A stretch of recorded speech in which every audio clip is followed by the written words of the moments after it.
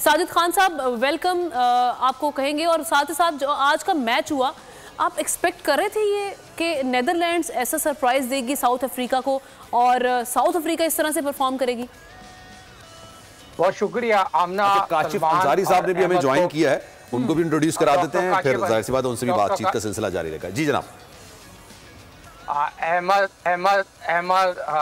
सलमान भाई और अपना डॉक्टर काशिफ अंसारी साहब, आमना, आपको दोनों तीन सब लोगों को बहुत बहुत सलाम। नहीं, मैं इतना तवक्को नहीं रख रहा था, और यकीनी तौर पर जो क्रिकेट यकीनी तौर पर जो हॉलैंड ने क्रिकेट खेली है उसका कुछ नेवल बदल नहीं है।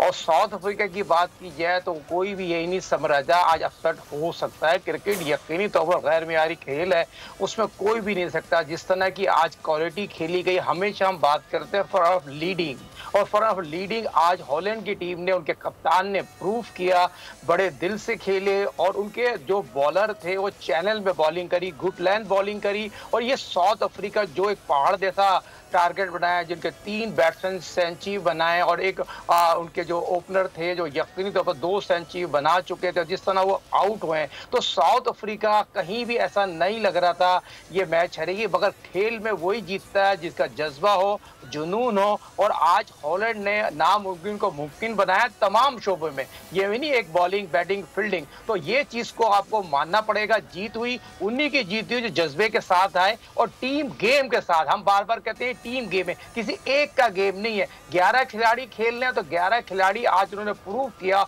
और यहाँ पर बहुत से लोग यही कह रहे थे, जहां तक शाम तक भी यही बात थी, जो 45-47 ओवर का मैच नहीं होता, उसके बाद अगर ये गेम को कंटिन्यू रखेंगे, मगर ये चीज को भी बताना जरूरी है, आगे जाकर ये अपसेट और मजीद होंगे। सब्सक्राइब करें और बेल दबाएं ताकि कोई खबर रह न जाए।